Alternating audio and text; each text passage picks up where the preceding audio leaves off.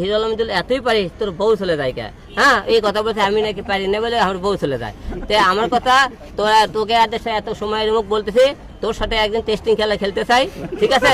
আমি যদি মনে কর তোর সাথে পুলিশের তো শক্তি দিল, আমার সাথে তোকে হ্যাঁ পারি, তাহলে তুই আবার গোলাম হয়ে থাকবি। আর আমি তো না পারি, আমি তো থাকবো গোলাম হয়ে। তুই রাজি থাকলে সবাইকে বলিস, তুই বলছিস আমার শারীরিক সমস্যা আছে, তাহলে তোর সাথে শারীরিক সম্পর্কটা করে এটা জনগণের সামনে পূরণ করে দেবো, আমি পারি কি না পারি। তুই পারিস না বলেই এখান থেকে ভাগে গেছে। তুই হলে দে, কারণ তুই মানিকেও ঠকাইছিস। ওর একটা বাচ্চা, ও এখন সুগার ড্যাডিলে চলে, খাট কাঁপানে নাইকে বলেন, ও এখন খাট কাঁপানে নাইকে সময়। হ্যাঁ, তাই আপনাদের বলবো যে মানুষের সাথে কিছু কাউকে কিছু বলার আগে নিজের কথা আগে ভাববি। তুই কে ছিলি? তোকে রাস্তা থেকে তুলে আনছে মানিক, সেখানে একটা বাচ্চাটাকে তুই সুগার ড্যাডিলে চলাফেরা করিস। আচ্ছা, আপনি ওই একটা কথা বলে ওই একটা দেশ আপনাকে 2 বার পড়ে না। আচ্ছা, ভালো কথা, ওই একদিন শুটিং করতে পায় হলো 10,000 টাকা, তাহলে এক কাপড় 2 বার মনে করেন না পারে, ওই যে মাসে কটা শুটিং করে যে 2 টাকা একটা কাপড় 2বার পরে না, তাহলে এই টাকাগুলো কুটতে কাছে অবশ্যই সুগার ড্যাডিলে চলাফেরা করে খাট কাপড়ে নাইকে যাকে বলে, বুঝছেন? খাট কাপড়ে নাইকে বোঝেন আপনারা?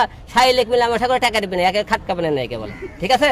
এই হলো ঘটনা। এখন সময় নেবো, তুই আমার নামে যে মামলা করা লাগে মামলা করিস, ঠিক আছে? আর তুই যে জজের সামনে যে বলবো না, জজ সাহেব সকলের আগে অনুমতি দেন, তাকে শারীরিক মিলামেশা করা দেন, পুরুষের টলে কথা বলতে এটা আগে টেস্টিং করার আপনি অনুমতি দেন। আচ্ছা, আমি তার কথা নিয়ে ভিউ কেন কামাবো ভাই?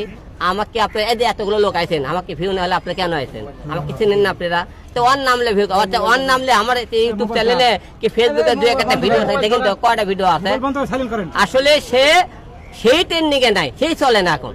ও এখন 2-4টা খামনি করে সুগার ড্যাডিলে চলাফেরা করে, সেই দিকে ভিডিও। আর কয়টা ভিডিও আপনার দেখছেন? দেখেন তো, আপনার দেখেন তো সে কয়টা কাজ করছে এই জায়গাতে আপনি।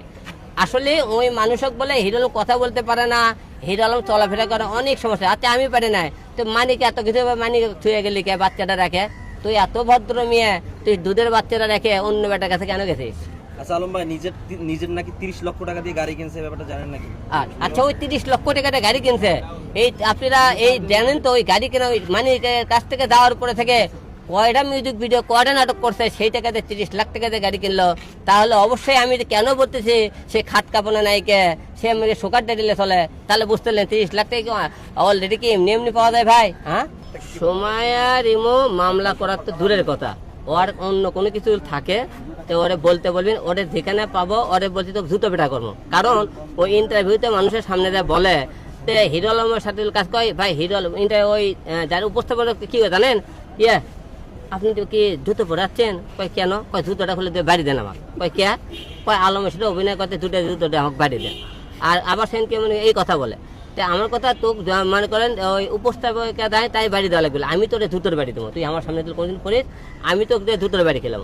আর 2 নম্বর আরেকটা কথা বলে যে ওই ইন্টারভিউ দেওয়ার পরে তারপরে ওই দিকে একটা লাইভ করছে, তো হিরো আলম কি কয় আমার কথা ইংলিশ না বাংলা তাই বলে বুঝতে পারে না। আমি না কথাই বলতে পারি, কি কয় আমি নিজেও বুঝি না।